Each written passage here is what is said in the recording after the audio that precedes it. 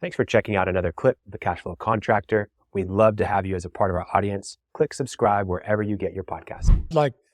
I'd like to understand maybe a little bit better. How did you settle on the products you were? Did you have a good idea and say, let's go find a market? Or did you think you identified a market and said, a lot of people approach that one or the other ways. Yeah. So one interesting thing is my great-grandfather invented cable television. He was in the military. He was trying to send There you go. video because I got a lot of other side of my family's in war.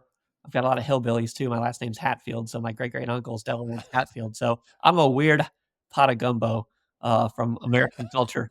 But what ended up happening is we decided we wanted to make another big business. So we hunted hundreds and hundreds of businesses, and since we exited a previous business did well, we were able to purchase another private company, and we do love technology as well. So we found this company that specializes in web RTC, web real-time communication. It's only one of 4 companies in the whole world that do it. And, you know, we're naive in some ways. We knew we wanted something that was needed help and that we could come in and productize it. And so we bought the company 4 years ago, and I came in as product officer because the other side of my hat is building product. So I was with our engineering team and leading the engineering team. And these guys I knew they were speaking English to me, but I couldn't understand a word coming out of their mouth. I was like, this is insane. I've never seen something so difficult. And we didn't realize how hard this was. We really didn't. But again, you spend time with smart people, you take notes. I'm always taking notes. I got my pencil beside me, my Apple pencil, because of course I'm a tech nerd. And so what ended up happening while I was learning product is I got an opportunity to work with the chief of police in Washington, D.C. to reinvent the 911 phone call, because web real-time communication is live video, audio, and data anywhere point to point. And currently, when you make a 911 call, you are using an ancient technology called telephony, which is why the worst feature on your phone is the phone. Isn't that ironic? Yeah. It's really the worst feature. Like, can you hear me now? It's terrible. It's because it's very old technology. So what we wanted to do is create a point of redundancy. So when you make a 911 call, it's all audio, right? So I'm in Asheville, North Carolina, and we just experienced a major hurricane, and I saw stuff I don't want to have to see again. But when you're emotionally compromised, I'm not a first responder, I'm a citizen, and you're trying to explain what's going on over the phone, it's really hard. I don't know where I am. I don't know what's going on. There's someone in the river, the next layer is putting eyes on the situation. I want to show what I'm seeing because I can't explain it. As they say, a picture is worth 1,000 words. Well, a video is worth 10,000. So now with our technology, when you place a 911 call, you get a text, you tap the text, and you point your camera from your smartphone at the emergency, and that live video feed goes to the police car so they can see what they're driving into. It's called situational awareness. And we ended up getting this across some universities. And what happened is I met a serious person, as I was saying earlier, because I was like, who else could use this simple tap a text and you're on live video? Well, I met a guy in the moving industry, like moving boxes, out of all industries I could have bumped into. And he's like, you have no idea what you've got. And this is back to where the customers know the answer to the test. He said, we can use that for remote estimates for my moving company so I don't have to drive out. I was like, how would you do that? What do you need? And so we started tuning it up. And he was one of our first customers that we sold directly to business. And he was right. We have hundreds and hundreds of home service companies now using this for remote estimates and remote work. And it is all over the world. He was excited, and we're growing like a weed.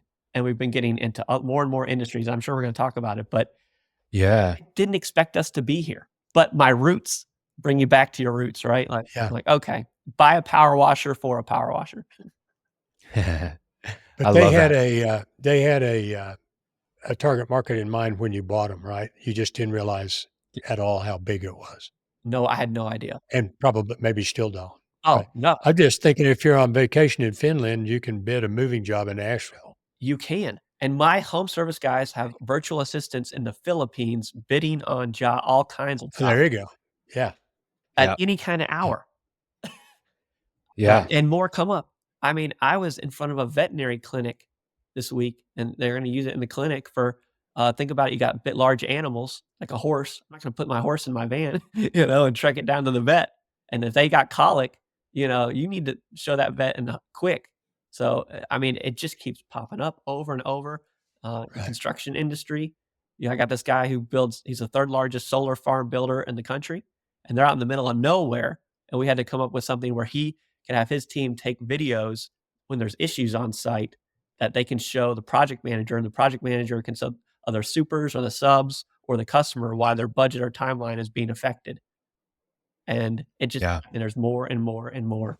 So it's been exciting to see.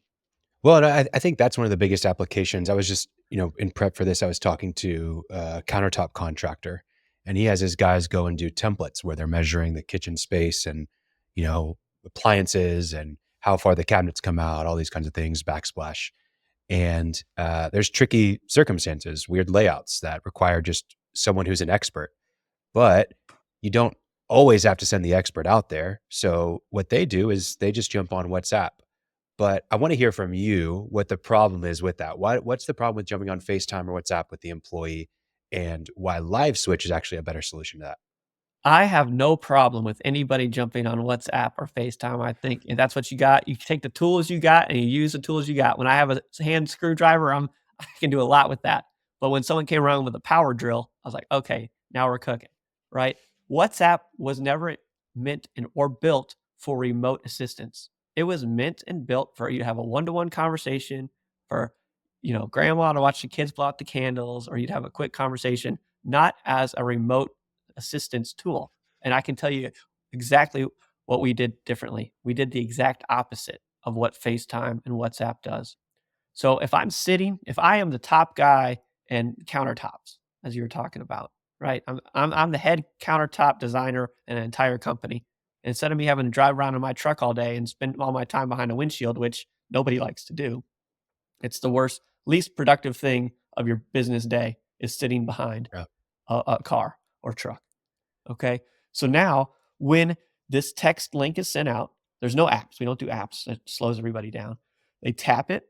So that's one big difference. There's no app, right? That's first difference. Second is when I connect, if I am at home base and I've got somebody on site, that person on site are my hands and feet and eyes. So when they hold up their phone, they might have I have big, thick glasses for people listening on this. Okay. So if I have to walk around, the size of a FaceTime or WhatsApp, when I see myself, is the size of a postage stamp. I can't see it. So we flipped it to where I see myself large if I'm the one on site, and then the expert is small. And they're hey, James, look up, look down, hold for a second. So that's the first piece. And then the guy back on base or in office is on a big screen TV, seeing this even as large as he has a monitor. And he's or she is saying, hey, pause for a second. I'm going to take a remote photo. Can't do that in WhatsApp. Everything gets recorded to the cloud.